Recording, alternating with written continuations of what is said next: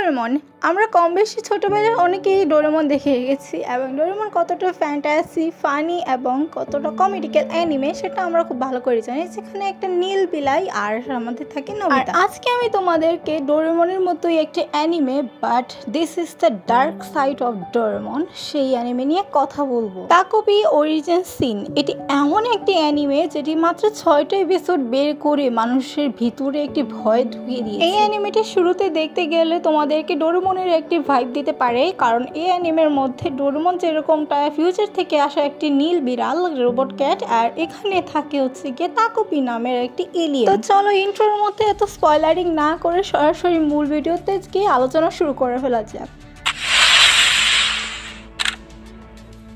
তো এই অ্যানিমে শুরুই হয় হ্যাপি নামের একটি প্ল্যানেট থেকে আসা তাকোপি নামের একটি এলিয়েনকে দিয়ে, যে কিনা হ্যাপি ছড়ানোর জন্য পৃথিবীতে আসতে থাকে। এখানে পৃথিবীতে আসার পর তাকোপি অনেক বেশি ক্ষুধার্ত থাকে, আর তার সাথে দেখা হয় তখন শিজুকা নামের একটি মেয়ের সাথে, যে কিনা তাকে খাবার দেয়। তো তাকোপি যখন খাচ্ছিল তখন শিজুকা তাকে তার নাম জিজ্ঞাসা করে, কিন্তু তাকোপি তাকে এমন একটি নাম বলে যে আগামতে কিছুই শিজুকা বুঝতে পারে না, তাই শিজুকা তাকে নিজ থেকে একটি নাম দেয় তাকোপি। দেন তাকোপি শিজুকার খাবারের বিনিময়ে তাকে কিছু উপহার দিতে যায়, আর তার কাছ থেকে কিছু গ্যাজেট বের করতে থাকে। ভাই কই থেকে গ্যাজেটটা বের করতেছে ওইটা জাস্ট একটু ফলো করো। কিন্তু শিজুকা গ্যাজেটটি নিতে মানা করে দেয়, আর যে যদি বলতে থাকে যে তার এই গ্যাজেটটি নিয়ে তার কোনো কিছুই পরিবর্তন হবে না। আর এই কথার কারণে তাকোপি কিছুই বুঝতে পারে না, তার কাছে মনে হতে থাকে যে হয়তো বা মানুষেরা রাত্রেবেলা উঠতে পারে, এই জন্য হয়তো বা সে গ্যাজেটটি নেয়নি। তো এভাবে এক সপ্তাহ পর্যন্ত তাকোপির কাছে শিজুকা এইভাবে সে মাঠে এসে দেখা করতে থাকে, তার সাথে কিছুটা টাইম স্পেন্ড করে আর কথাবার্তা বলে। তো এই পর্যন্ত দেখার পর আমরা জানতে পারি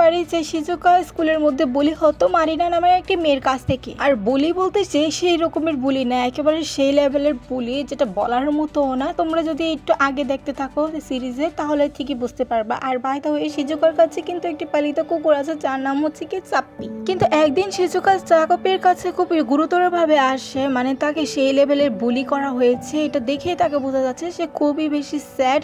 কিন্তু তাকোপি জিনিসটা ঠিক মতো বুঝতে পারে না, কারণ সে তার লাইফে কখনো স্যাডনেসটা দেখেনি বা ফিল করেনি। আর এদিকে কিন্তু শিজুকার হাতের মধ্যে চাপ্পের গলার থাকা সে বেলটাও দেখা যাচ্ছিল। তো তাকোপি তাকে যখন জিজ্ঞাসা করে তার কি হয়েছে, তো তাকোপির তখন বুঝতে পারে যে হয়তোবা তার কারোর সাথে ঝগড়া লেগেছে, সে এই বিষয়ে তার সাথে এর আগে মোটামুটি একটু কথা বলেছে। তো তাকোপি এখানে তাকে একটি ফিতের মতো রিবনের মতো একটি গ্যাজেট দেয়, আর তাকে বলে যে এটার মাধ্যমে সে বন্ধুত্ব করতে পারবে। কিন্তু এদিকে শিজুকা তো সে রিবনটাকে দেখে তার চোখ বড় বড় হয়ে যায়, তার মনে আল্লাহ জানে কি আসে, আর সে রিবনটি নিতে রাজি হয়ে যায় এবং নিয়ে সেটা বাসে চলে যায়। সকাল থেকে দুপুর গড়িয়ে রাত হয়ে যাচ্ছে, আর তাকোপি দেখছে যে এখনো শিজুকা তার কাছে আসছে না, তার সাথে বন্ধুত্ব হচ্ছে কিনা, তার সমস্যার সমাধান হয়েছে কিনা সেটা জানার জন্য তাকোপি শিজুকার বাসার দিকে যেতে। কিন্তু বাসায় গিয়ে এমন একটা দৃশ্য সে দেখতে পায় যেটার জন্য সে কখনো প্রস্তুত ছিল না। তাকোপি দেখতে পায় যে শিজুকা উপরে ঝুলে আছে। তাকোপি তো ফার্স্টে বুঝতে পারে না যে কি হয়েছে, শিজুকা উপরে কেন ঝুলে আছে। সে তার পা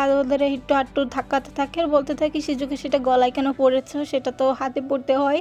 কিন্তু এইদিকে হঠাৎ করে শিজুকার দেহ উপর থেকে ঠাস করে নিচে পড়ে যায়। দেন তখন তাকোপি কিছুটা রিয়েলাইজ করতে পারে যে আমার গ্যাজেটের মাধ্যমে তো একজনের প্রাণ চলে গেল, যেটা তার পুরো প্ল্যানেটের মধ্যে একটা ইললিগ্যাল কাজ ছিল। মানে যাই কিছু হয়ে যাক মানুষের বা অন্যদের সাহায্য করতে হবে, তাদেরকে যেন এই গ্যাজেটের মাধ্যমে কোনো ক্ষতি না হয় সেটার দিকেও খেয়াল রাখতে হবে। তো এইবার এই সিরিজের মেন ক্যারেক্টার তো মারা গেল, তাহলে এই সিরিজটা চলবে কিভাবে? এই সিরিজটা 6টা এপিসোড কিভাবে রিলিজ হলো, মানে ফার্স্ট এপিসোডে 12 মিনিট পর এই ঘটনাটা ঘটে, তাহলে একটু চিন্তা করো যে বাকি এপিসোডগুলো কিভাবে কন্টিনিউ হবে। গাইস আমি তো তোমাদেরকে ডাইরেক্ট বলবো যে অ্যানিমে দেখার আগে তোমরা 10 বার হলেও চিন্তা করে নেবে যে তুমি অ্যানিমেটাকে দেখবে কিনা, কারণ এটা প্রপারলি একটা ডিপ্রেসিং অ্যানিমে। এটা তোমাকে চিন্তা করতে বাধ্য করে দিবে যে তুমি এখন কোথায় আছো। ইভেন কি তোমরা যদি অ্যানিমের মাঙ্গাটাও পড়তে চাও অনলাইনের মাধ্যমে, তখন কিন্তু তোমরা খেয়াল করবে যে প্রথমেই কিন্তু একটা লেখা উঠে আসবে যেখানে বলবে যে এটা দেখবে কিনা সেটা আগে ভেবে নাও। মানে এটা এতটাই ডেঞ্জারাস অ্যানিমে, এটা দেখলে তোমার মাথাটা হ্যাং হয়ে যাবে। টোটালি অ্যানিমের 6টা এপিসোড আছে, আর 6টা এপিসোডের ভিতরে কোন এপিসোডটার ভিতরে আমি কান্না করিনি সেটা জাস্ট আমি খুঁজে বের করছি। মানে আমি প্রত্যেকটা এপিসোডের ভিতরেই কান্না করছি, মানে কোনো না কোনো রিজনে আমার চোখ থেকে পানি বের হয়েছে। এর মাঙ্গা আর অ্যানিমে দুটোর ভিতরেই তো আমি তোমাদেরকে ওয়ার্নিং দিয়ে দিচ্ছি। আর সবচেয়ে বড় কথা হচ্ছে তোমরা যদি তবুও অ্যানিমেটা দেখতে চাও, সাহসে কুলিয়ে যদি তোমরা অ্যানিমেটা দেখতে চাও, তাহলে প্লিজ তোমরা জাপানিজ ডাব দেখো। কোনো এক্সপ্লেনেশন বা হিন্দি ডাব ফ্যান ডাব হোক বা কিংবা ইংলিশ ডাব, তোমাদের এগুলো দেখার কোনো প্রয়োজন নেই, কারণ তোমরা তাহলে কোনো ফিল পাবে না। এগুলো ডাবিং যেগুলো করা হয়েছে সেগুলোর কোনো ফিল নেই, অরিজিনাল ডাবিংয়ে যেরকম একটা ফিল আছে। অ্যান্ড আই হোপ তোমাদের কাছে আজকের ভিডিওটা ভালো লাগছে। আমি আবার চেষ্টা করব আবার আগের মতো রেগুলার হয়ে যাওয়ার, কারণ আমি বর্তমানে একটু ডিসকানেক্টেড হয়ে আছি তোমাদের মাঝখান থেকে। আমি ট্রাই করতেছি যেন আবারও রেগুলারিটি মেনটেন করতে পারি। আর হ্যাঁ, নেক্সট ভিডিও দেখা যাক, আমি ইনশাল্লাহ খুবই তাড়াতাড়ি দেওয়ার চেষ্টা করব। আর ভিডিওটাকে শেষ করার আগে আমি তোমাদেরকে একটি মজার জিনিস দেখাতে চাই। এই যে এটা হচ্ছে তাকপি, এটাকে আমি নিজে বানিয়েছি ক্লে দিয়ে। আর শুধু যে এটা তাও না, আমি বানিয়েছি পিপ্পো, মানে আমি এই দুটোই বানিয়েছি। তো তোমরা আমাকে আরো কিছু সাজেস্ট করতে পারো কমেন্টের মাধ্যমে যে আমি এরকম কিউট কিউট আর কি বানাতে পারি। সো আই হোপ তোমাদের কাছে আজকের ভিডিওটি খুব ভালো লেগেছে। দেখা হচ্ছে পরবর্তী কোনো এক ভিডিওতে, ততদিনের জন্য আল্লাহ হাফেজ।